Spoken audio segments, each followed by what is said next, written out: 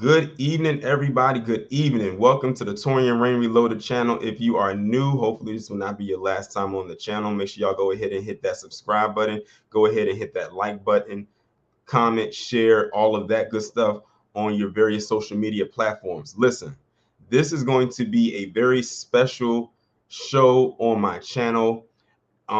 It's a huge deal. It's a very big deal. It's something that was put together literally this month, thanks to another uh, person on Twitter who was a follower of mine. Shout out to Nas Escobar on Twitter for actually putting this together, where I will have the opportunity to have a discussion with none other than Marcel Dixon out of South Carolina.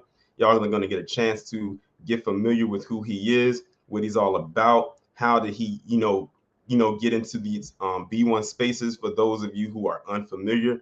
And trust and believe by the end of this discussion, you are going to become a very, very big supporter of his, especially with what he has going on and coming up in less than a month. And I'm going to just say it like this. If y'all live in the state of South Carolina, y'all better be prepared to get your booty to the pole. Since they want to try to tell us that's what we had to do, this is the time when you should actually do it. I'm going to be completely honest. So let's see, everybody's starting to come in right now. I'm, good that everybody is in. Let's see who we have here. Speedy Thunder, Afro Elite, Simply, Sandra, Dewani, B1 Beauty Supply, Hackson KT, Janesta. Chat is moving so fast. Funny Man, Didi, FBA Goddess, Still Kevin Trees, Mika 2728. I'm glad that you are all here. But you know what? I'm not going to prolong this any further. The guest of honor is in the back chat right now. I'm ready for him to do his thing, and speak to the people. Also, make sure I have his social media platforms right here. This is his Twitter and his Instagram account. Make sure y'all go ahead and follow him.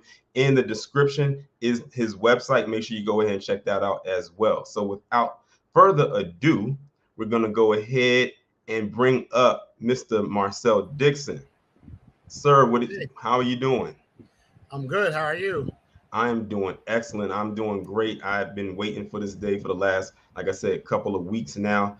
It was reached out to me that someone had asked me, do I do interviews on my channel? I said, I think I did like 2, maybe 3 on my channel. I don't do them quite often. And I said, they said, I wanted you to interview Marcel on your channel. And I said, sure, like, let me, let's make it happen. And here we are. The day is finally here. But I'm definitely glad that you just. But I'm glad that you definitely, took time out of your much busy schedule to come onto my platform so you can, speak to the people, those who are familiar with you, those who may not be familiar with you, so they can get a feeling, a vibe about who is Marcel Dixon. Well, I'm a teacher, been a teacher for 17 years.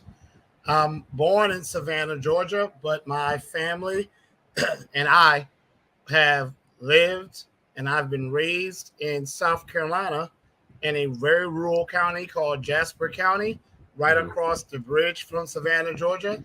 I'm Gullah, or Geechee as it's called in some areas, a descendant of rice growing Africans, a Creole culture. And most importantly, like you already kind of said, I'm running for Congress.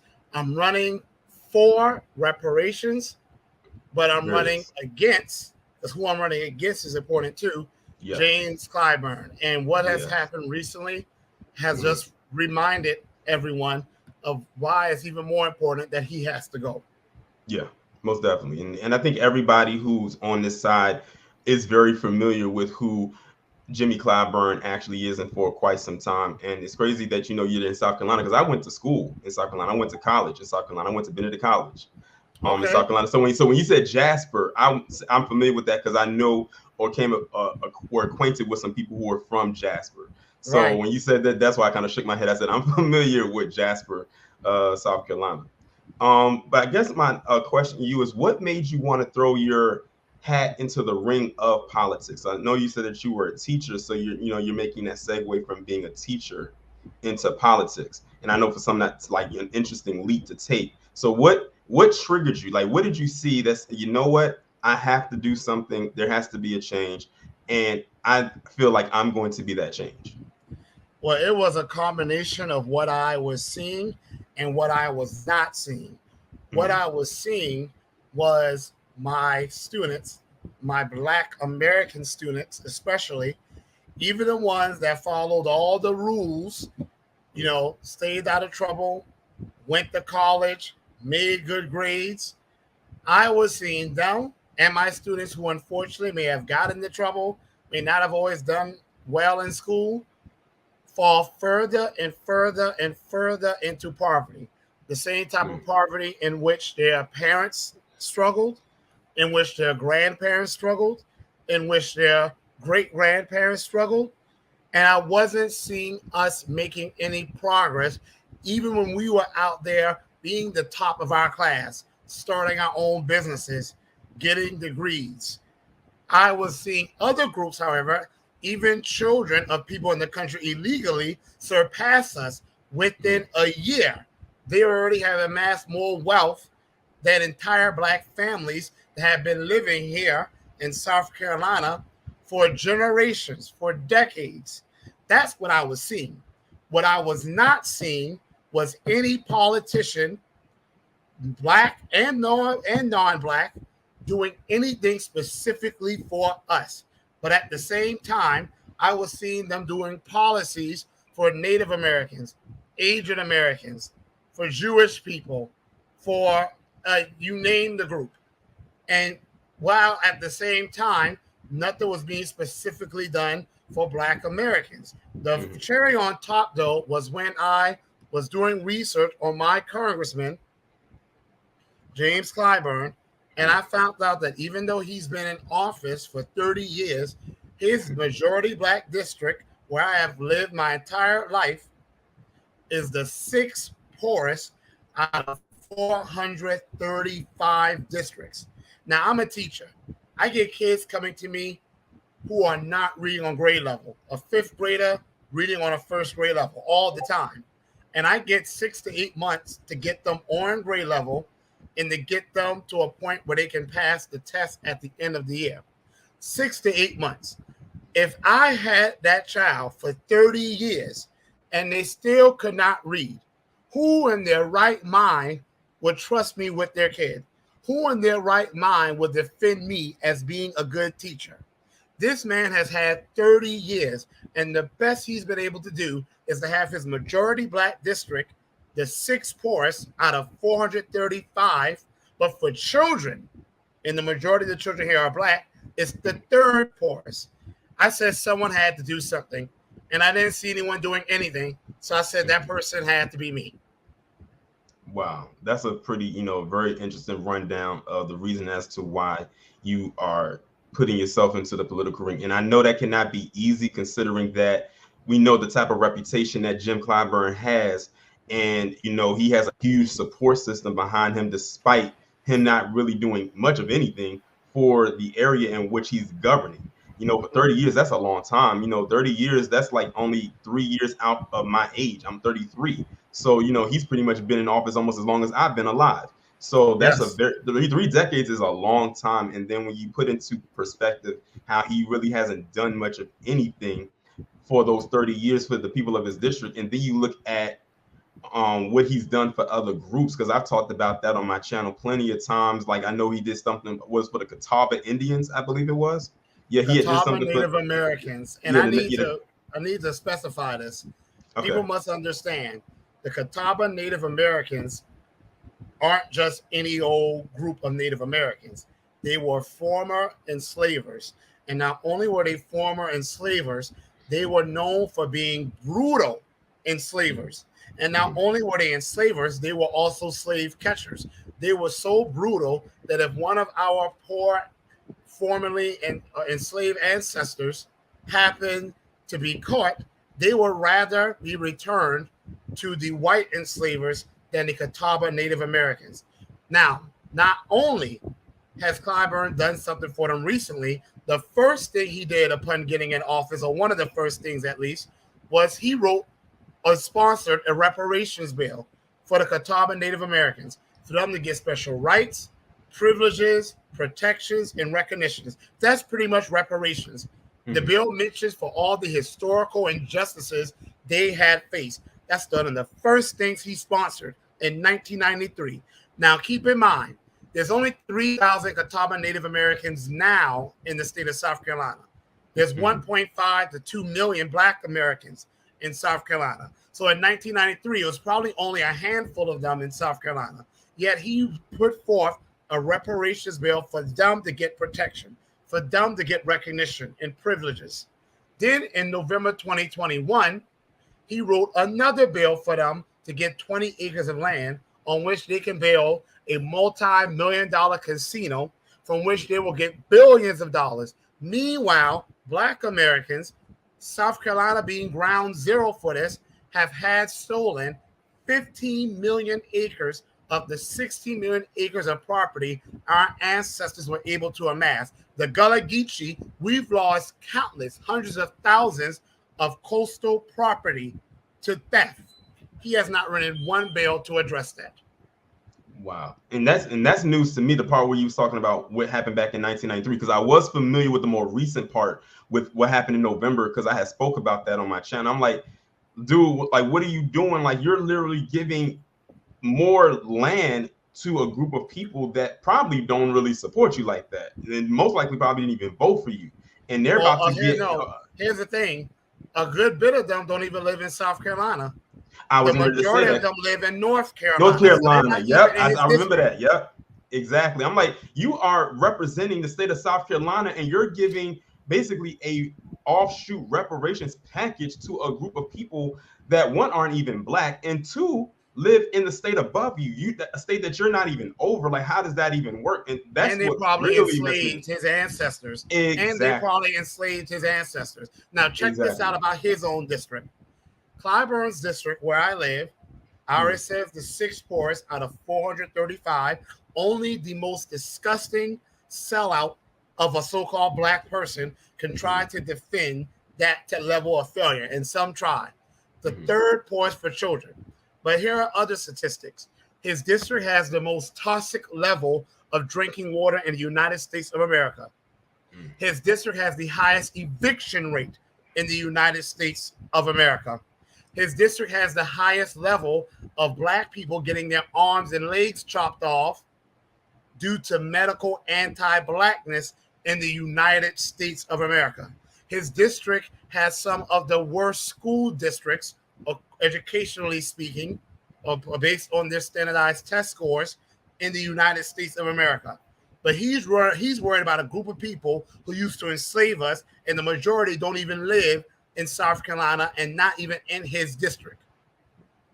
That's crazy. And like I said, I learned something new about, the Catawba Indian, the natives and them being enslavers and everything like that. And I kind of figured that when I had saw the picture, I said, these are like some $5 Indians. I was like, they don't look like the natives that I would think of. Like, I'm like, nah, that's definitely not it. But that Jimmy Clyburn is something else. But one thing I've always said too, like, I come up with a terminology called politrictions, because I said a lot of politicians, a lot of them just lie and they trick, especially a lot of Black people, in order to get their vote. And then once they vote for them, they just pretty much leave them hanging high and dry, and they go and do for others, much like the person we're talking about now.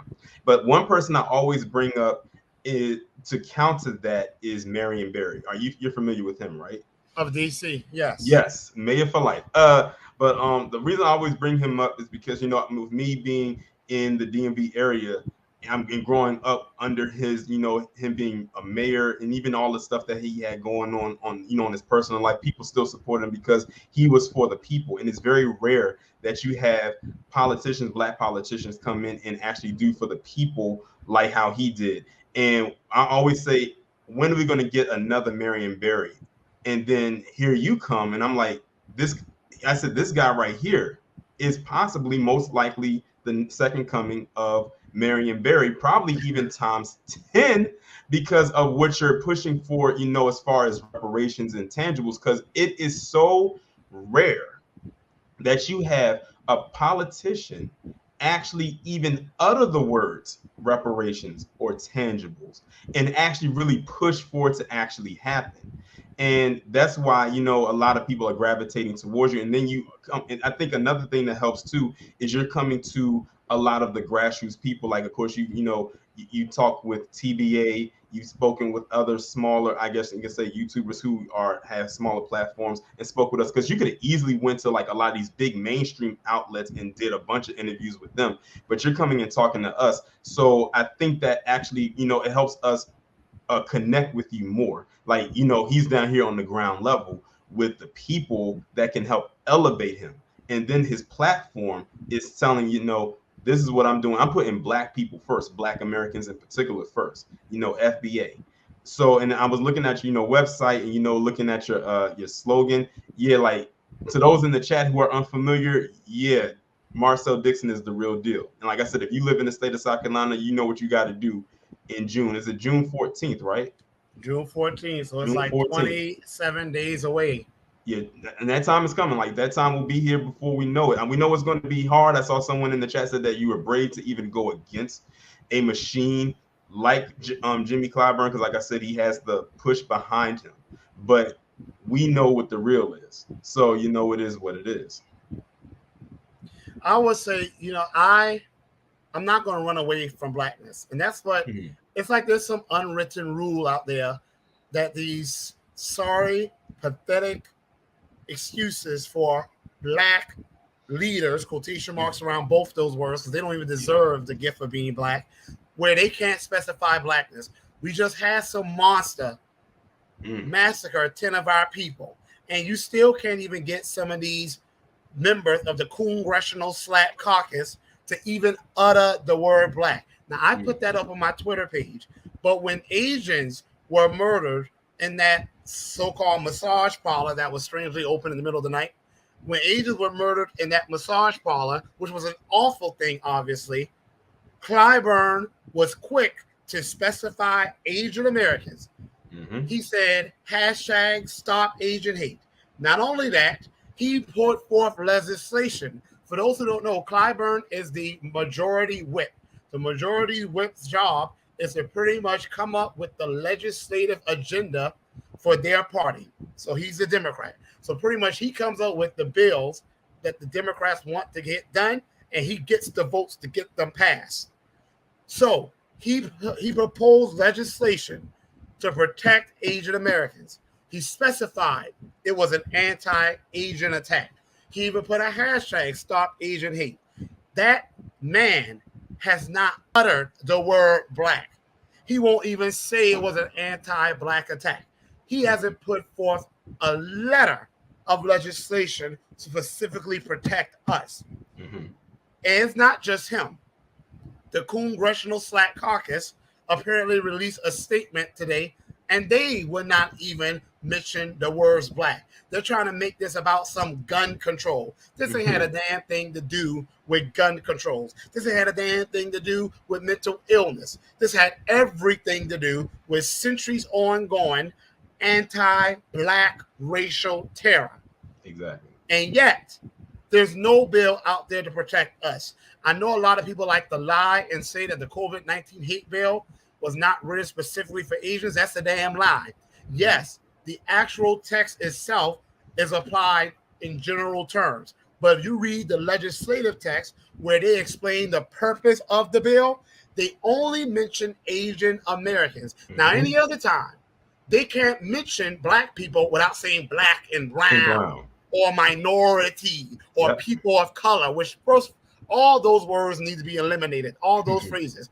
But somehow they were able to specify just Asian Americans. Somehow, this year alone, Joe Crow, the segregationist in chief, has allotted a historical amount of funding for Native Americans. We weren't included in that. So this so-called Congress of ours, they have this amazing ability to do things specifically for every other group. But when it comes to us, we can never get anything specifically for us. According to them, the only thing we deserve is to suffer and stay to the bottom of society. That's the only thing specific we deserve from them. And prayer. Don't forget prayer.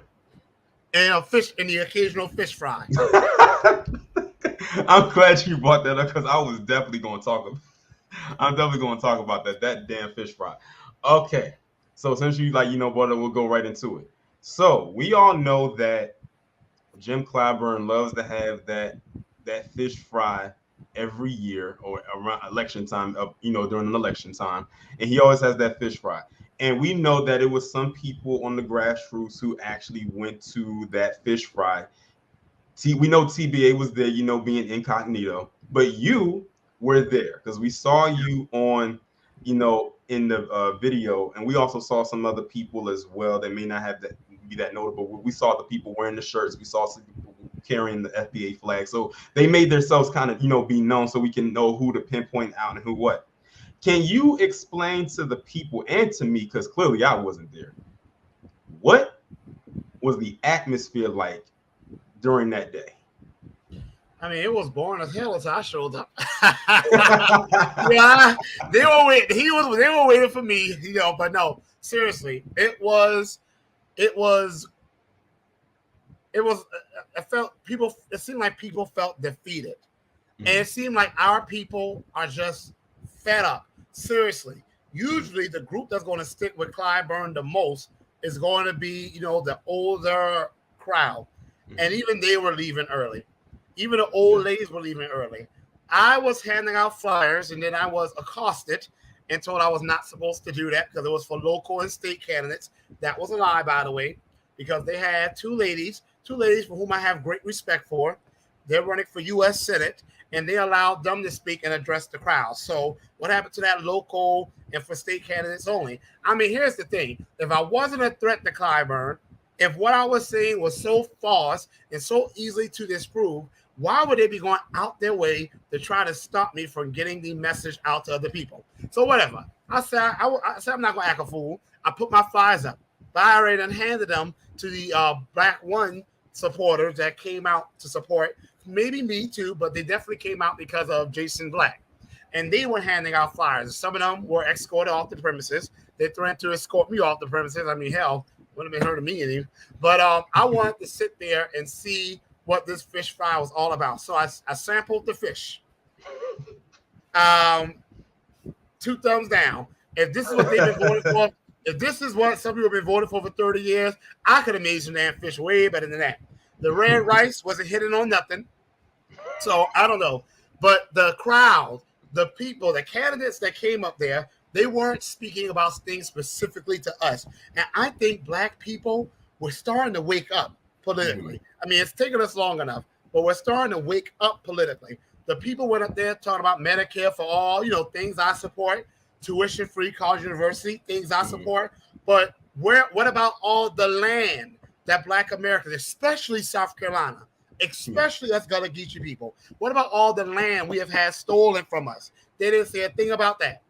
What about reparations? They didn't say a thing about that. And I think because they were trying to run away from being Black, where I wear it, repair Black America to fix America, because these candidates on there didn't have a Black agenda or were trying not to mention it, they were not getting any love from the crowd. And you can ask the other people in attendance. It ain't just me talking. They were trying to say, can I get an amen? They got no amen. And in South Carolina, the Bible Belt and Charleston, Charleston's nickname is the Holy City, because we have almost more churches per capita, per square mile than any other city. And you don't get an amen from Charleston. That means people ain't feeling you. But I would, if I was the candidates there, I wouldn't take it personally because people weren't really feeling any candidate. So it was really bad. It was empty. It was way more chairs than people. And most of the people there were his volunteers. The good news is some of the people that supported my campaign about reparations, they were talking to people on the hush hush, and they got several older ladies to tear off Clyburn's. They had James Clyburn for Congress stickers. Several older ladies teared his sticker off, threw it in the garbage, and asked for more of my flyers. So it was a success from my perspective. Not sure if he will see it that way. And of course, you saw what happened on video. Yeah, I saw that. Guy approached him, not me. If I would have done it, people would have said, oh, Marcel's been antagonizing him, or, that's his opponent, so you're going to talk to your opponent that way. A guy, just a regular Black American, approached him to ask him about reparations for Black Americans. And how did he respond? He said, why y'all keep effing with me about that? Yes, I remember that. I've seen James Clyburn interact with Latinos or Hispanic, or whichever one it was at the time, asking him about making illegal immigrant citizenships. He's all smiles and giggles. Okay? You see how he was all smiles and giggles when he was introducing that legislation to get more land for former slave-holding Catawba Native Americans. He called it H.R. 40, which was supposed to be our date. Mm-hmm. And he was all smiles and giggles. When it was about Asian Americans, he was all smiles and giggles at the signing of that legislation. When it's for LGBTQ and trans people, he's all smiles and giggles. The only people he disrespects when he feels we have the audacity to demand specific policies for us, like every other group does, is Black Americans. And his attitude towards this regular Black American guy showed it. Yeah, and I saw that, and it was very disrespectful, and it was very tacky, you know, especially for someone who, if you're trying to galvanize votes for yourself, and that's how you talk to the people. I said, I hope his supporters got wind of that, because that video circulated a lot on Twitter, especially. Like I can't count how many times I saw it that week when it actually happened. My sister has seen it, and a few my sister has seen it, so it's still, she saw it recently, so it's still circulating, and people are starting to see it. And also, can you tell the chat, because I think someone had asked in the chat, who was that white guy that was standing beside or behind Clyburn? Because I know you had mentioned, I think you was on TBA when you had mentioned who that guy was. But explain to the people who that guy was. His name is Trav Robertson. He's the chairman of the South Carolina Democratic Party. He's absolutely awful. Okay? He's absolutely awful. I don't know him personally. I only know him politically. And politically, he is absolutely awful. He has tried to sabotage my campaign, which, if it's not a threat, then what's all this attempted sabotage about? This attempt to delay my campaign. When I tried to get the voter data did not work for at least a week. Now, I thought it was just, technology has glitches, software has glitches. But when I finally did get access to the data, and this is his own words, and I have documentation, so I dare him to challenge me on this. He said that he was delaying the approval of the phone company that was going to be doing the phone calls to voters. And he had no legitimate reason for doing that. He has shown up at Democratic County Convention meetings. Now, he's the chair of the South Carolina Democratic Party. So if anyone should be neutral, it should be him. Mm-hmm. He should say, may the best candidate win. He shows up at these convention meetings with James Clyburn for James Clyburn for Congress posters. He's absolutely awful. When I confronted him about how Black South Carolinians are some of the poorest people in the United States of America, how we have the highest eviction rate by far. We are the least likely to own a vehicle. Even though Clyburn's district has an average income of $48,000, the average white American has $56,000 in average income. Black American is just $28,000. He said absolutely nothing about that. He tried to deflect and talk about universal health care. I cut him off. I said, excuse me. I mentioned Black South Carolinians, things specifically for us, in case you did not hear me. His attitude is that it's okay for Black Americans to suffer as long as we suffer under a Democrat. He's absolutely awful. And you see why he feels comfortable being awful to us. Because look who's supposed to be standing up for us, Clyburn, and he does not. Yeah, definitely, clearly. Yeah, so those in the chat that want to know who that guy was, y'all just found out who he was. Someone who was basically completely biased. And he really wants stuff to stay the way that it is. And he knows that anyone else other than Clyburn, such as yourself, like you're serving as pretty much a threat to, him and what he's doing. So he has to keep everything pretty much the way that it is. Because all I could see when I was looking at that, looking at the video, and I saw him kind of like standing to the side as if he was trying to make it seem like he wasn't video bombing, but he knew to stand in a certain spot and kind of ear hustle to make sure that he heard certain things. It looked very weird. It almost looked like puppet to the puppet master, or the puppet master to the puppet. Like he was a ventriloquist artist or whoever, and Clyburn was the dummy, and he had his hand up his back. That's kind of like it. That's what it looked like just looking at that. It looks so cringe, and anybody who saw it knows exactly what I mean. You would think if they really cared, you would think my platform, because at first I was just going to run symbolically. I said I was going to run in June. It was just going to be symbolically. I just wanted to send a message. It wasn't until mid-September that I decided to make it an actual legitimate attempt. You would think, with the way I've been beating on this drum about how Black America, I don't even want to say we've been failed, because failure would imply that Clyburn has tried to do something for us. No. Show me the piece of legislation Clyburn has written to do something about the 15 million acres of property out of 16 million acres of property that Black Americans have had stolen. You won't find it. Show me where Clyburn has written a single piece of legislation about Black Americans being the most likely, proportionally speaking, to be shot and killed by crooked police officers. You won't find it.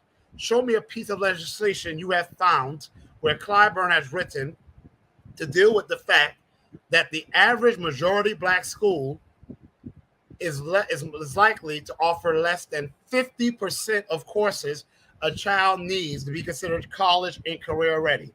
You won't find it. Show me the legislation that Clyburn has written, not this HR 40 thing they keep trying to put out there. That's not reparation. That's a study of reparation. We, Black, if any group's history of oppression has been studied the most, it's Black Americans who are descendants of American slaves. We don't need no study. Show me where Clyburn has been a leader and written legislation about any of that. You won't find it. And yet, you still have Clyburn and even the South Carolina Democratic Party overall refuse to do any sort of outreach to Black South Carolinians. Are they doing mobile town halls, asking us about our issues, speaking to young Black South Carolinians? No, because his attitude is that if it ain't broke, don't fix it. And when I say if it ain't broke, don't fix it, I'm not talking about Black America, because we are in a crisis mode. Clyburn's personal wealth has grown. He went from making something like $50,000 a year to now being a millionaire since being in Congress.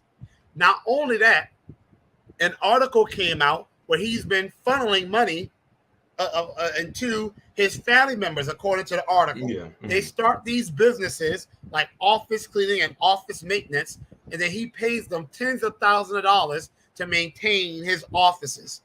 And it should not be a surprise, because when the reporter George Stephanopoulos asked Clyburn, what do you feel that the segregationist Biden owes you? Clyburn said, I don't want nothing. I just want a country where my children and grandchildren could pursue their aspirations, develop, and thrive. His children and grandchildren. He didn't mention the children of his district. He didn't mention the grandchildren of some of the people in his district, nor their great-grandchildren. He only mentioned his. He has been making it very clear about who he cares, and it ain't us. Exactly. Yeah, I remember seeing that, and when he had said that, it's like it was almost like one of them like them cartoons when your jaw just drops to the floor and your tongue rolls out like in complete shock when he had said that. Of course, it shouldn't be really shocking to anybody if you're familiar with his reputation. I said, so you really are in the business of Jim Clyburn LLC. The business of you and only yours, and that's it. That's all that matters. You're not caring about the district that supports you and has supported you, which just boggles my mind how people could still go and support this dude. I'm like, what kind of stranglehold does he have on you for you to continue to support somebody or an entity like that really could care less about you and your well-being? It is, comfort could be the death of us. Okay? Like I always use this analogy of a flea circus. The way you start a flea circus is you take fleas, you put them in a box, and you put a lid over it. The fleas will try to escape. After a while, the fleas will stop. You take the lid off, and the fleas will no longer even try to escape. That is the situation with a lot of Black people in America, not just South Carolina. We've gotten so accustomed to the level of poverty, to the level of disenfranchisement, to the level of neglect, that should be criminal for us to have only $24,000 in wealth, but the average American family outside of Black America has $122,000 in wealth. We've gotten accustomed to this. We think that every other group of people struggles the way we do, and they don't. No. Any other group would be at someone's door with a pitchfork right now if they built the nation, and yet all the other groups own this much land, and we're down here in our terms of land ownership. No other group would tolerate this and keep putting the same person in office. Yet, there are actual traitors among us.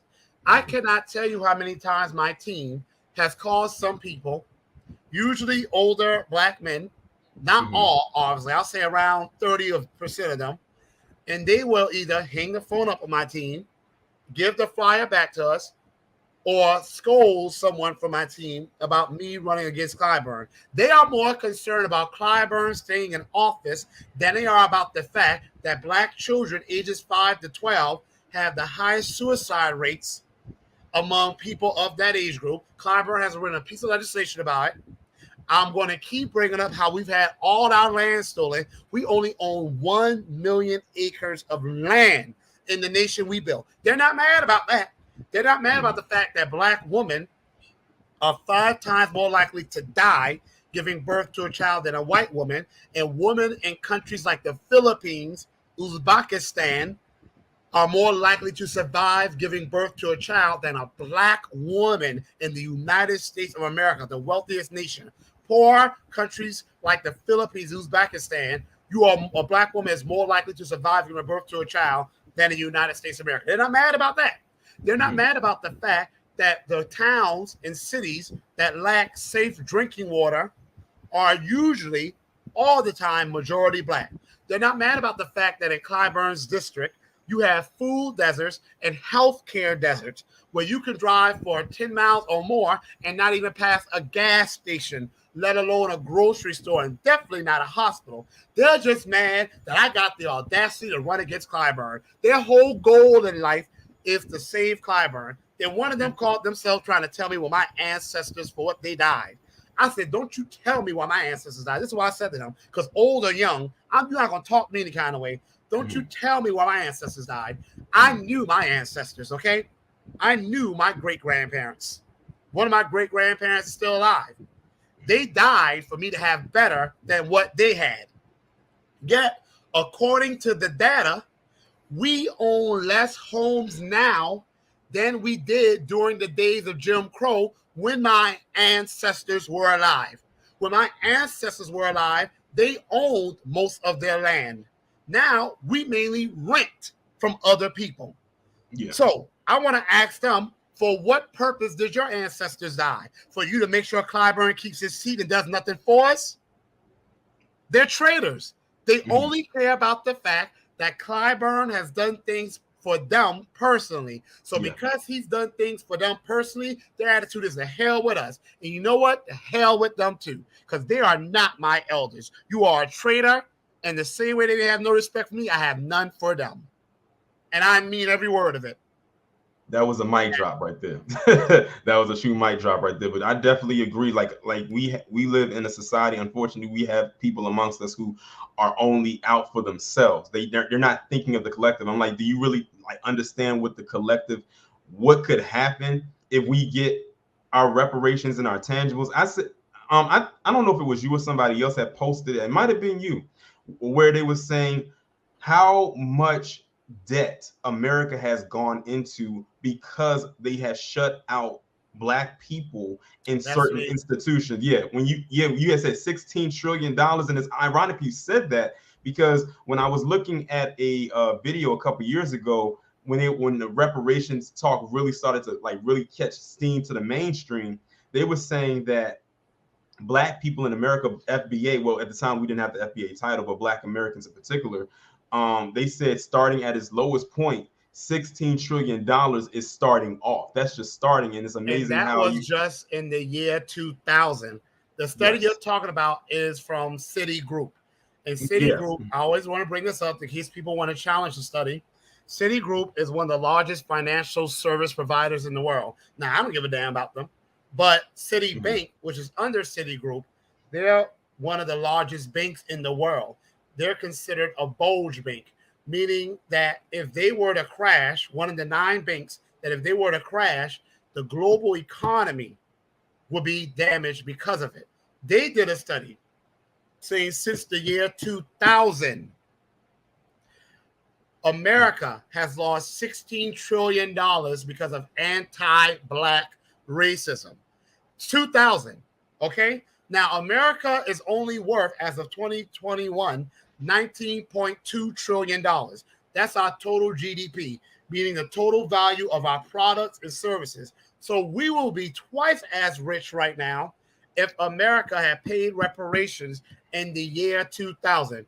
If you go back beyond the year 2000, imagine how much more we have lost because of anti-black racism.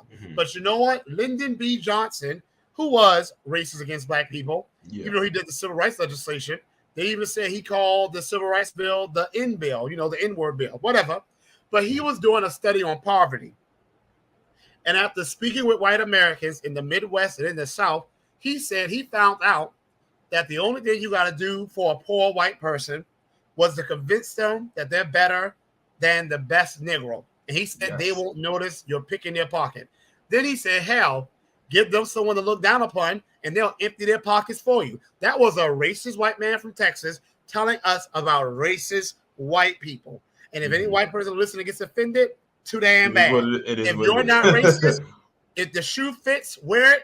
Hit dogs will holler. If you are not racist, you shouldn't be offended. Lyndon B. Johnson was a racist white man telling us about his people. That some of them don't care that helping black Americans will help America. They just don't want black Americans to get what we're due. And those people are pathetic, worthless, and useless. And I'm not going to be concerned with them. I do want to go back to the older people, though, because I expect an anti-black white bigot to be what they are. I don't expect nothing from them. I do expect an older black person to say that my children deserve better. My grandchildren deserve better. My great-grandchildren deserve better. My great-grandmother, who died when I was 31 years old, she was a great-great-grandmother. The good news is I've been getting a lot of success with that older crew. The 30% of older black men that think that it's more important to protect Clyburn than to protect black people, nothing can be done with them. They're dead to me like the old anti-black white bigots are. They're going to me. But I do want to acknowledge that when I get to speak to the older demographic, that people would think they'll be in Clyburn's pocket. That is not the case, especially with the older black woman. A lot of them would say they're tired of Clyburn. One lady said, get his ASS out of there. Some of them said he's got it too comfortable. And one lady said he's got to go. Because they say they don't see what he's doing. But now, I think the more people get to know me, the more people are starting to agree with me. When I bring up the situation with Ukraine, and let me tell you something, Taurean, this is white Americans, black Americans, blue Americans. When I tell them how America, in less than a month, has sent trillions of dollars to Ukrainians who are not allies of ours, who are not Americans, but we have Americans of any color. Yes, most homeless people are more likely to be black. We're 15 to 20% of the population, over 55% of the homeless. Somehow, these older people who want to defend Clyburn, some of them, they think that's okay, just as long as Clyburn is okay. But we got even white veterans I know that are homeless. And yet, we have a so-called baby formula shortage. Yet this country has sent trillions to Ukraine, and they've sent baby formula to illegal immigrants. Yeah, I heard Once about I that. bring that up, every black person, every white person, every blue person I speak with automatically asks me for more flyers or takes my flyer if they weren't inclined to take it originally. Yeah, like that. Yeah, that baby formula thing, like that's just like recently happening. I said that is insane. I'm like, y'all are literally taking something that is From needed from Americans. That's a necessary need for newborn, babies and and the mothers to give to people that aren't even from here, and for what? And that they that's the hardest said thing. were Nazis.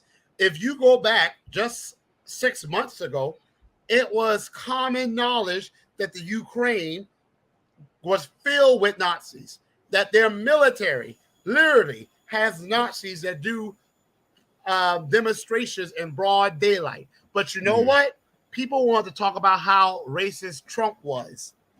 Trump wasn't sending trillions of dollars to Nazis. That's what this Biden segregationist is doing. Because when I say, why is he so gung-ho about sending so much money to Ukraine? Then I remember, wait a minute, they're Nazis. A lot of them are Nazis over there. And we all know Biden. You know, what did Clapper say? Joe knows us, and we know Joe. Yes, we do know Joe. Joe was best friends with Ku Klux Klan members. Joe was best friends with segregationists. So when I see Joe, good old Joe, sending trillions of dollars to Ukraine, I think to myself, of course, this man will love a good Nazi. When has he never not liked a good segregationist or a good Nazi? Please. Yeah, remember over in the Ukraine, it was a picture that came out of them holding up a sign basically saying they should support Derek Chauvin. Well, not just that.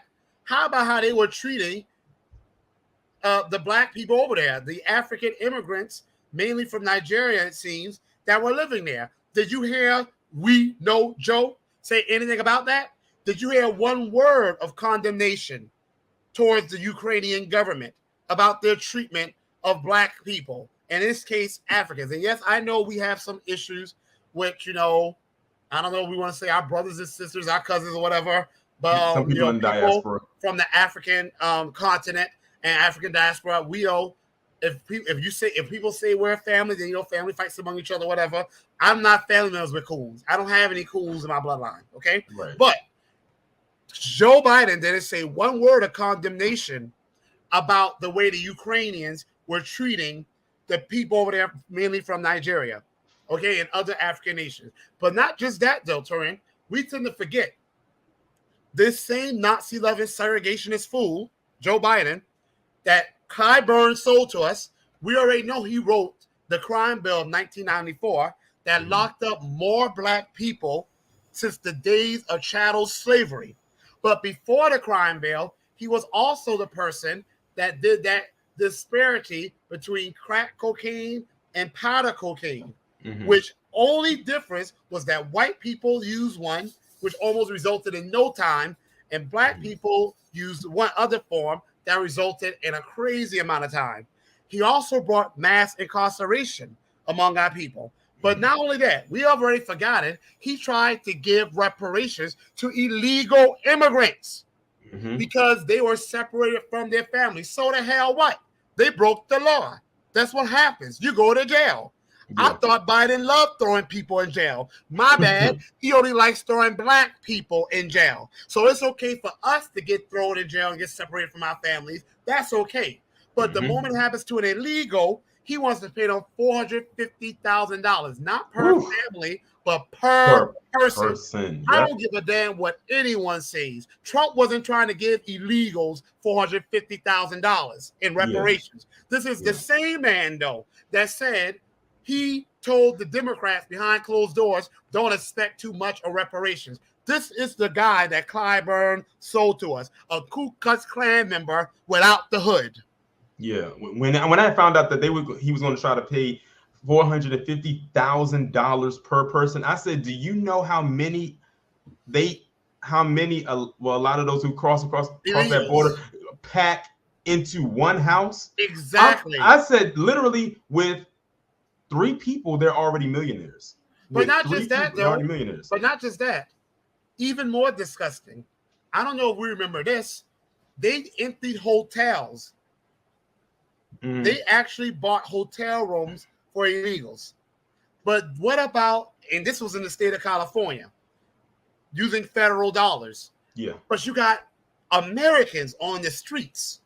And in California, black people own like 3% of the population. Oh, I already know because I was in LA, so I know. 50% of those on the streets. Yes, I went to Skid Row when I was out there, and it was mainly black I've been people. there too, It and is it's awful. yeah, it's very depressing. For those of you who aren't in California, if you ever get a chance to go down Skid Row. It's so depressing, and look at the faces. They look a lot like myself and Marcel and you. A lot of them. It's very depressing. I remember I was down there, and usually I was acting as a tourist. It was my first time out there.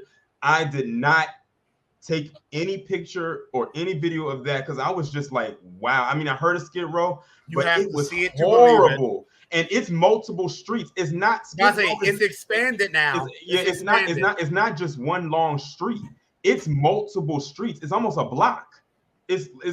Multiple blocks at that. It's really bad out there. It looks like something that you would see in the slums of a developing nation. Yeah. It really does. And it's heartbreaking. Speaking of that, so Clyburn and I forgot the other lady. I don't know if it's what's that lady? I can't stand her. Karen Bass. I can't stand her. They went and I think towards Skid Row. And Clyburn had the audacity to say he's never seen poverty like that before.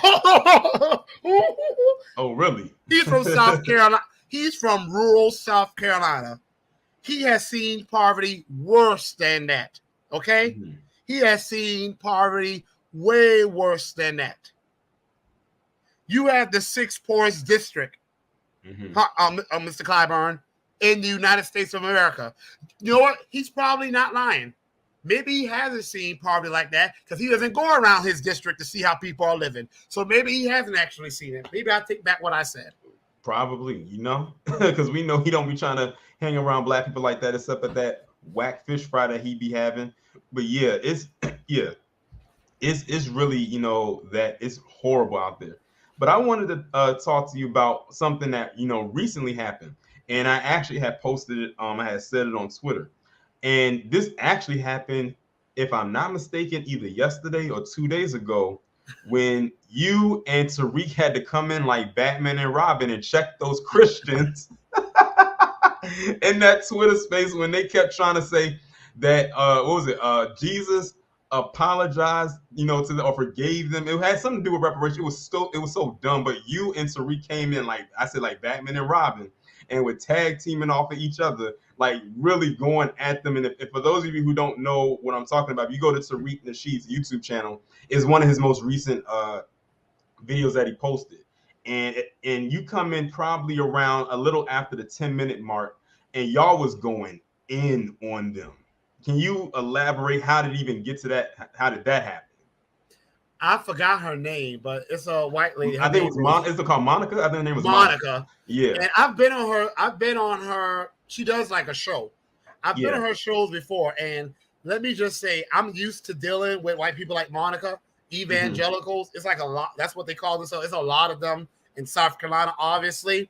And some of us may think they're like weird because they're very, in their minds, at least, they're very much Bible thumping type people, selectively so.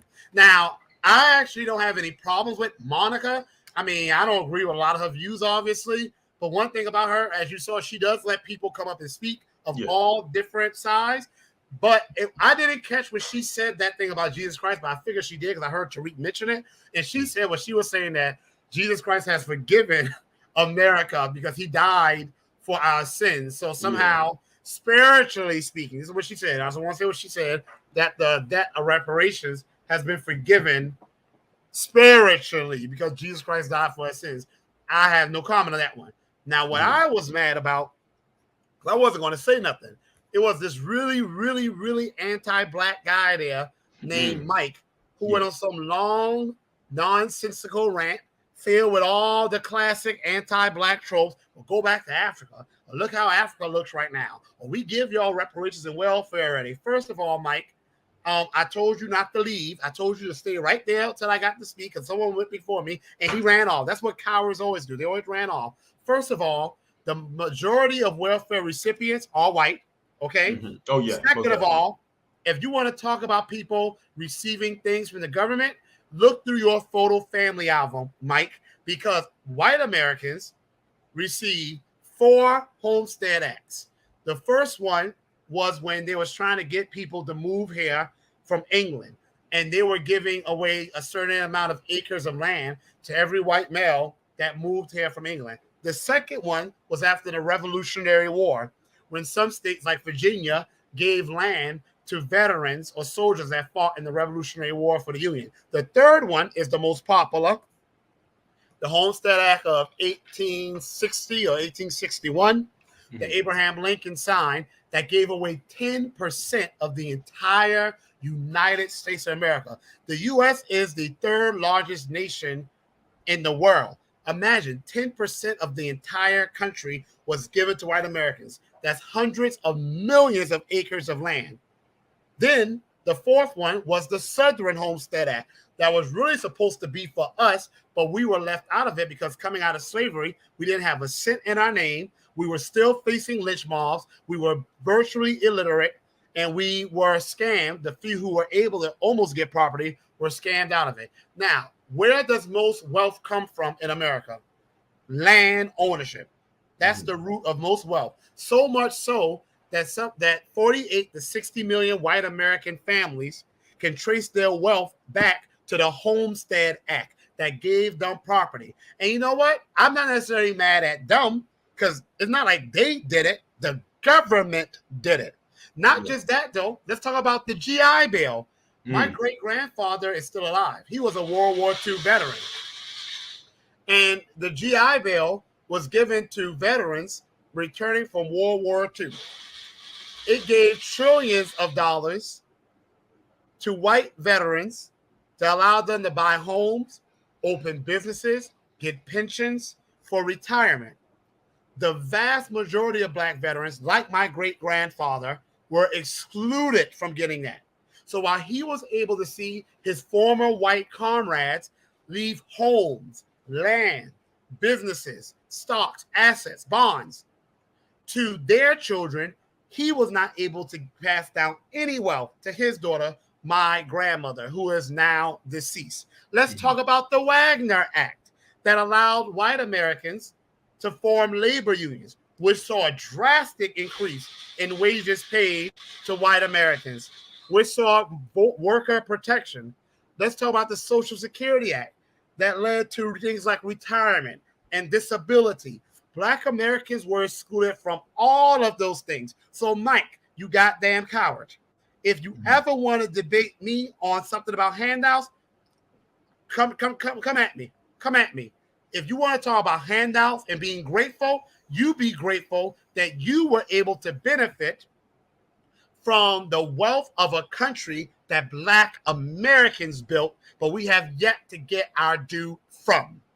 Exactly. So I wasn't too mad with Monica. I know how the evangelicals are, but and I wasn't even mad with the lady that was on there being, on there, kind of cool. And I want to call her cool because she kind of came around the end. I don't even know what she was saying really, but I wasn't even so mad with her.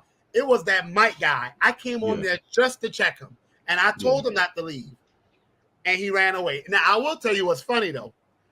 When that other white guy came on, talk about something, we just got to be grateful that we're not tadpoles or that we're not, starving Ethiopians.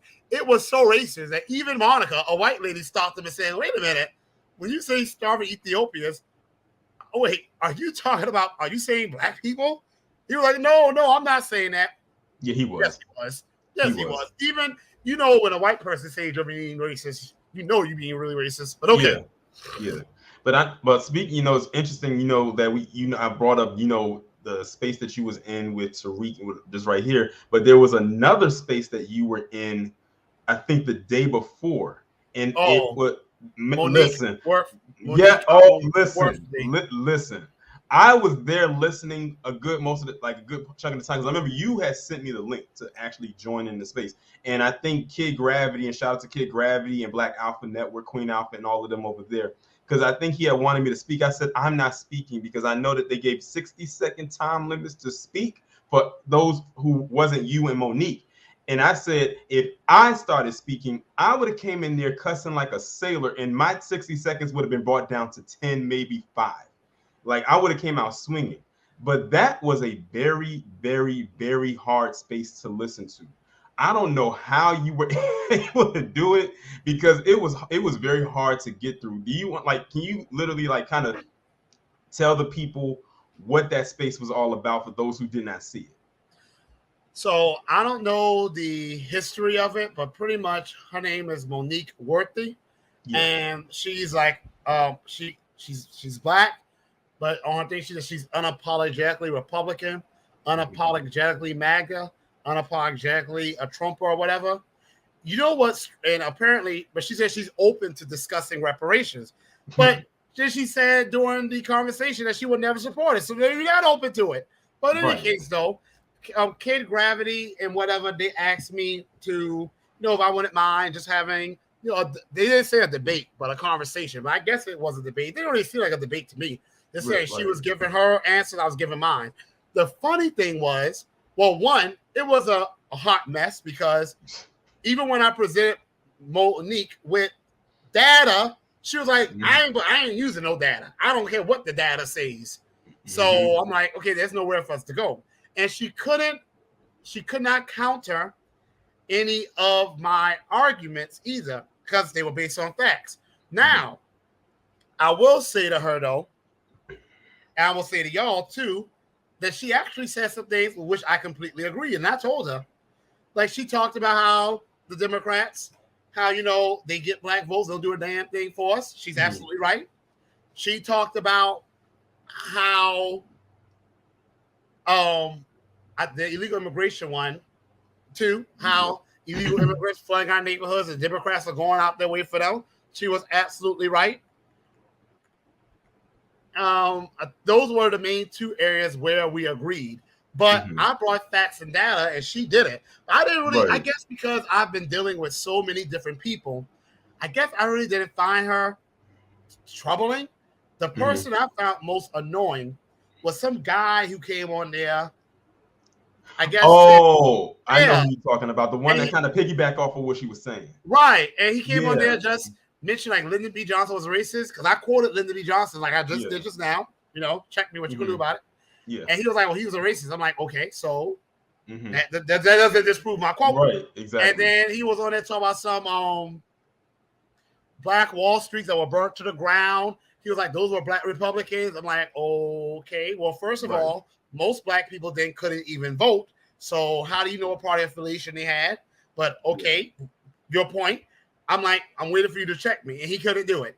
Those type of people really get on my nerves. The ones that they come over there schooling you, like those type of ones, I don't be like. I'd be ready going on them. Yeah, I think what it was is that the so-called facts that they were like trying to give to you, we already knew. Like you're preaching to the choir. You're not bringing us anything that we didn't know, and it made it seem like you were trying to insult our intelligence. And that's one thing I always tell my people.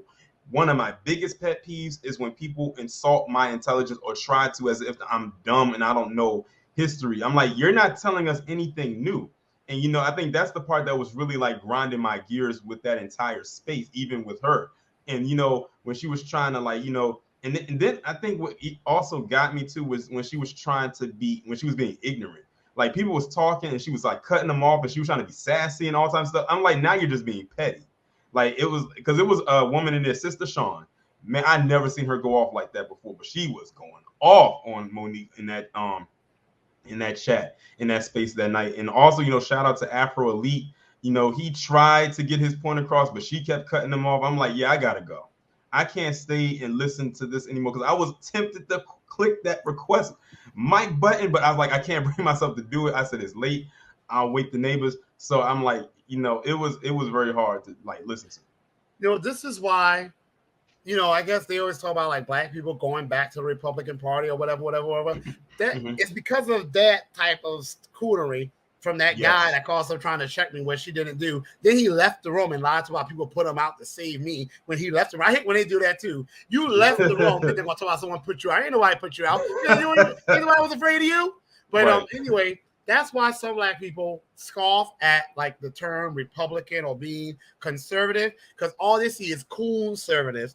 Like they're like, in order to be a real conservative, you have to not be for reparations. You can't admit that there is systemic anti-blackness. This is almost like you always got to sacrifice your blackness first. And people don't respect that. I don't respect that. You can be a conservative and still say, yes, absolutely, this country owes people. Because one thing, Monica, that little coon guy that came up in there, and when I was in Monique too, I said to them, y'all are such hypocrites. Who are the two most admired people in the Republican Party? Abraham Lincoln, because they call themselves the Party of Lincoln, and Ronald Reagan. What do Ronald Reagan and Abraham Lincoln both have in common? One, and this is the most important thing, only thing I really care about in regards to them, they both supported reparations. The last thing Abraham Lincoln did was Special Field Order 15, which was the closest things to reparations for Black Americans who are descendants of American slaves. What did Ronald Reagan do, who I hate? Other than being the largest drug dealer in American history, he signed reparations for Japanese Americans. So for these Black people out there who call themselves a conservative, when you're really a conservative, if you are going to be a conservative, and I guess you feel that makes you a Republican, then you should be even more in support of reparations. Because historically speaking, the Republicans are the party that have done the reparations. Idiots. Yeah, like really, to me, a lot of them over there, they're not true conservatives. They're not. A lot of them are grifters. Like, let's be real. They're fair weather. They go wherever the money resides. That's what it is. Wherever they can feel like they're going to get the most money out of, that's where they're going. A lot of them, that's just what they are, and a lot of them don't even believe this half the stuff that comes out of their mouth. But I don't think they do either. To me, Monique, it feels like it was just a big joke to her.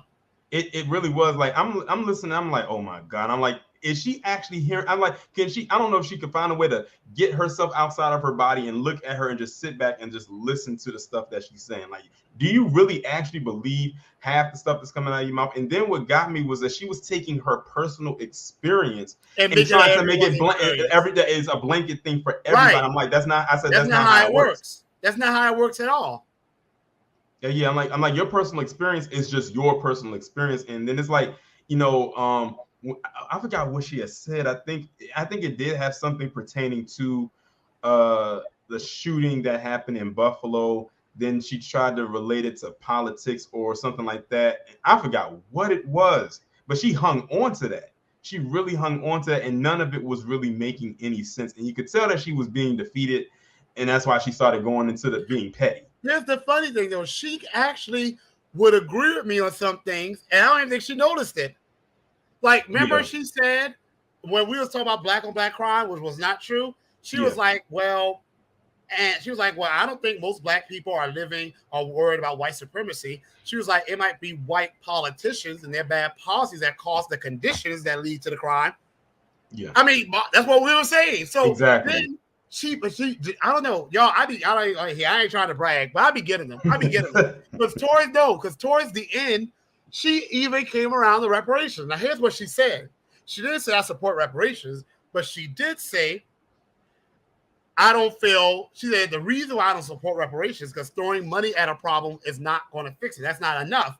So I said, Monique, okay, if you're saying money is not enough, okay, I can agree with you. So give us the money and then do more. She could never respond to that. Sometimes they don't. I think they just be I think it's like they're trying to please an audience of people. It's like they may have their Twitter followers listen to them, and they know they have a reputation they have to uphold. So they have to say things that their followers are going to want to hear. Exactly. Because she really didn't disagree with reparations. She actually felt we just needed more than just the direct monetary payments. That's really what she was saying. Yeah. And I was about to, and I'm like this. If you come to me and like say you're FBA and you don't support reparations or whatever, I was like, fine. Well, when they do decide to cut the check, let me know when yours come in the mail so I can take it. So that's going to be that's going to be a part of my and watch the switch up. They were like, that's going to be a part of my legislation. I'm gonna have a waiver form, but I don't know what Monique's lineage was, because when they asked her, she was like, well, I've never gone back into my lineage before. Yeah. I mean, come on. Yes, like it was kind of like shaky, are you FBA or are you non? Because if you're non, you really have no say in this. And we can see why you said the stuff that you said. And it's kind of crazy when you have people who maybe in the diaspora who are against reparations for, you know, black people and everything like that. And I'm like, do you realize that if something comes to us and it benefits us, naturally it's going to trickle down to you. We're just saying we're going to get our stuff first, and then everybody else will get theirs, whatever. That's next. what they're afraid of. Every other group could demand specific policies for themselves. The Holocaust survivors get reparations. Native Americans, several tribes of them get reparations. The Japanese Americans receive reparations. We send billions, no, trillions of dollars actually to other countries, some that hate us, and everyone's cool with that. Only when the people who built the nation fought to protect the nation, only to be brutalized by this nation, from chattel slavery to our cities and towns being burnt to the ground, to Jim Crow, to redlining, you name it. That's the only time people become aghast, even when the data shows it will help the nation. Exactly. It's anti-blackness. But you know, we are in a crisis when we got piss poor excuses for leaders that won't even utter the words black, let alone anti-black. Exactly. It's almost like it's a curse to actually say the words, like almost if they say the word black, like the boogeyman is going to appear out of nowhere, or like almost like saying Candyman in the mirror 5 times.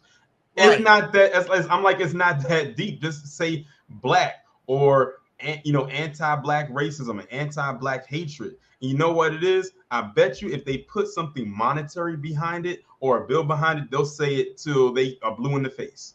But because they feel like it's bad to say, or it's a taboo to say, they're not going to say it. And a lot is because they have handlers. So their handlers are saying, don't say this and don't say that. Even when they are in a majority black district, yes, like Clyburn, for example, his district is majority black, somewhere between 50 to 60% black. And he's still afraid to be pro-black, even though that's the majority of his district. And usually, I don't care if you're a black politician, white politician, you usually have to go for the needs of the majority. Some of these so-called people, some of them are such cools, they are afraid to even serve the needs of their majority. Pathetic. Yeah, it's really sad, and it's really a shame, because these are the people that prop you up. Like, these are the ones that help you get and elevate you to a certain level. The least you could do is actually help them out, even just on the basic level. They won't even do that. So, you know, it's just really a shame. And that's why you have a lot of people saying, oh, I'm not voting. What's the point? They're not going to do anything. They're just going to come out. They're going to say this. They're going to say that, you know, a bunch of verbal vomit, and they're not going to do anything. And that's why a lot of people say, I'm not voting because they're this way. I can't go over there because they're going to do the same thing. They say this and they give all these. That's why I always say left wing, right wing, liberal, conservative, Democrat, Republican, 2 wings on the same bird. That's right. And the bird ain't flying for us at all. Right. It's basically a flight. It might as well be a penguin because it's flightless. Exactly. And that's why I really had to work to get my message out to people, to let people know that not only do you have an option now, you have a good option. No more or less of the 2 evils. Definitely, yes. Best of all the available options. And the best of all available options is a damn good one. Yes, and make sure that whoever it is that you're voting for is voting in your interest. And I'm glad you said that lesser 2 evils thing. I've always hated that in any aspect. I'm like, lesser 2 evils. I'm like, they're still both evil. They're still evil. Like, there's no good party in this. They're both villains. There's no. That's like asking me if I want to jump in the pit with a lion or a tiger. They both gonna rip me to shreds. Yeah, okay? or jump into a snake pit. I'm not sure which one is poisonous or not, and I'm not trying to find out either. Both of them are gonna bite me, so it is what it is. But this was a very good discussion. I like having discussions like this because, you know, the time just kind of fly by, and it's just like it just flows. That's why I say I don't really like doing interviews. I like saying discussions because it's like it's almost like catching up. And I really enjoyed having this conversation with you. Is there any last words that you want to give to my audience about yourself? You know, your campaign. We know that it's coming up in less than 30 days, in less than a month. That election is right there. It's coming up. I want to let the audience know, first of all, I want to thank the real black media. I'm gonna stop calling it the new black media because we ain't new no more. We're well established. I want to thank the new black media, my reparationist family. I see somebody saying Clyburn. Why y'all keep that with me? No, I'm not gonna ask y'all that. The Freeman family. I want to thank everyone for their support. I want to say it's only because of us, my people, that I've been able to get this far. When January 2022 rolled in, I only had like $6,000 in donations. Now I'm at $100,000. Nice. Most people start campaigning 2 years before they really get into the final stretch. I just started like 7 months ago. Okay. And I literally came from nowhere. And because of the real black media like you and all the other people that supported me on Twitter, on YouTube, Instagram, you know, fan base, you name it, off the internet too, I've been able to get this far. But look, I can't say what I'm planning, y'all, but I'm going to make one last big push.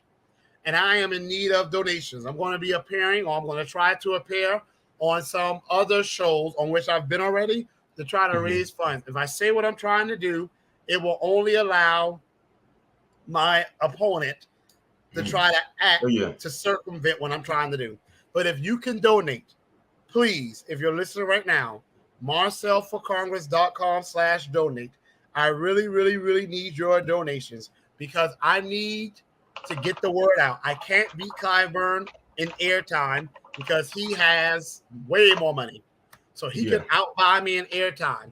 He can outbuy me in radio time. He can, you know, he golfs all day. I work 60 hours a week. So he can make public appearances where I have to be to work.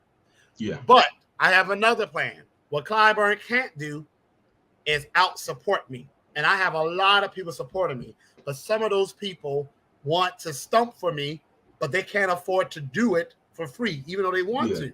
Well, a lot of them have to work like I do. So they're making the sacrifice to take time off from their jobs. And the least I should be able to do is give them money to eat. So I really need y'all to help me get my message out one last time. I'm making a big, big, big push. This is the final stretch. And I have a ambitious campaign that I am launching. No, I'm not going to give the numbers. I know there's some idiot out there who thinks that if you're running for Congress, you should be telling your numbers and your strategy on the internet. You could tell they've never ran for anything.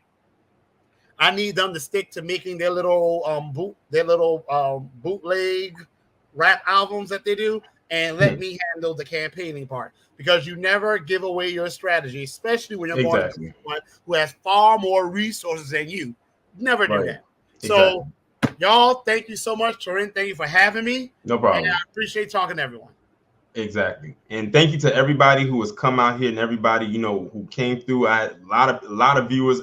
I'm glad everybody came out. Shout out to everybody who hit the super chat. I know I wasn't able to get to it because I was so focused in on the discussion.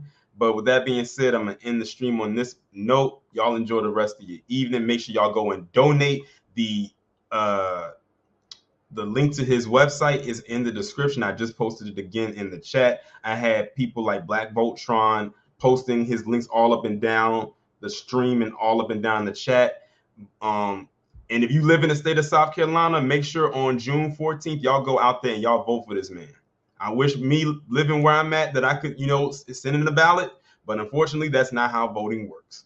With that being said, I'm going to get off of here. Y'all enjoy the rest of your evening. I'll be back on here tomorrow giving y'all the one-a-day video.